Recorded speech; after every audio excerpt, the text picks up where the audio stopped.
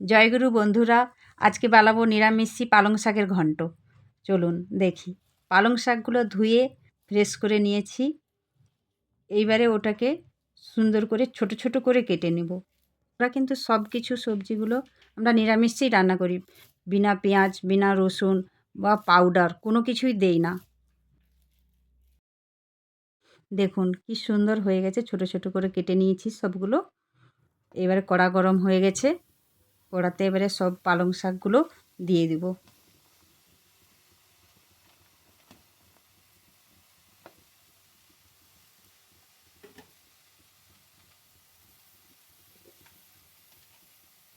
এবারে লবণ দিব, এবারে হলদি পাউডারটা দেব,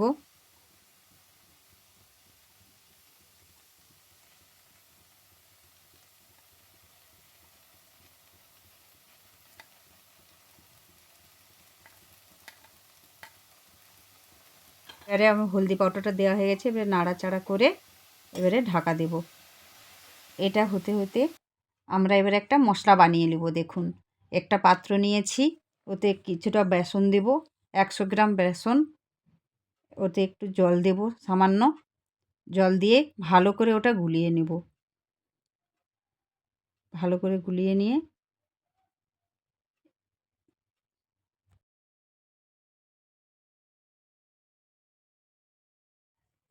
এবারে একটু হলদি দেব।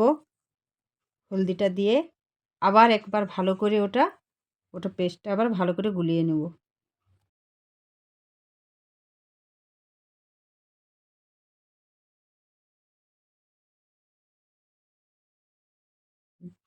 এবারে এটা গুলানো হয়ে গেছে। এবারে এটা সাইড করে রেখে দিয়ে এবারে কিছুটা শুকনো মশলা দেখিয়ে দেব। ফোড়ন, তেজপাতা, শুকনো লঙ্কা আর একটু লেবু নেব। এবারে একটু আদা বাটা, আবার দেখুন এই যে একটু কিচেন কিং মশলা, লঙ্কা, জিরা, এইগুলো নিয়ে নেব। পালং শাকটা দেখুন হয়ে গেছে সিদ্ধ।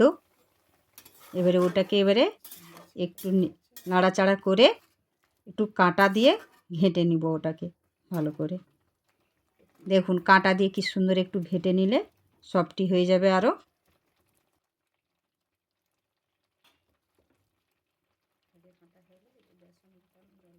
বেসন যেটা গুলিয়ে রেখেছিলাম ওইটা এবার ওর সাথে মিশিয়ে দিব। দেখুন খুব সুন্দর সহজে আলু বেগুন ছাড়া বেসন দিয়ে ঘন্ট আমাদের বানানো হচ্ছে। দেখুন, এটা যাদের সুগার নেই, এখন তো ঘর ঘর সুগারে আছে ভর্তি, আলু বেগুন ছাড়াও দেখুন খুব সুন্দর সহজ পদ্ধতিতে একটা রেসিপি বানানো হচ্ছে পালং শাকের ঘন্ট।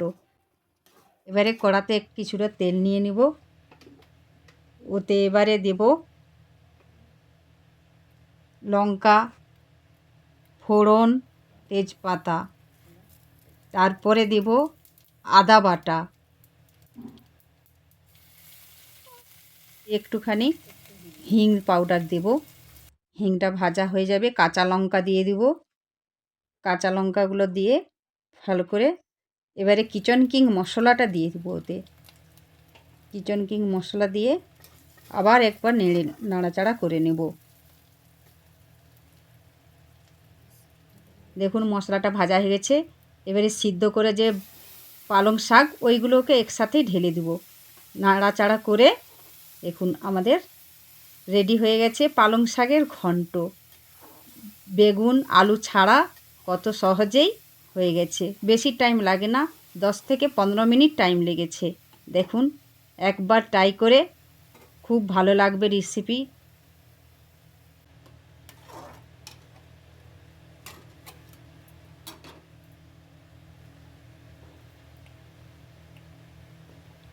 এবারে একটু লেবু দিব।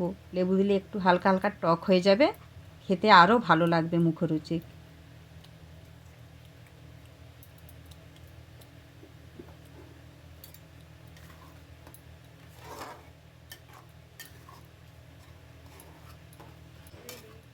লেবু রস দেওয়ার পরে একটু নেড়ে চেড়ে এবারে দিব একটু জিরা গুঁড়ি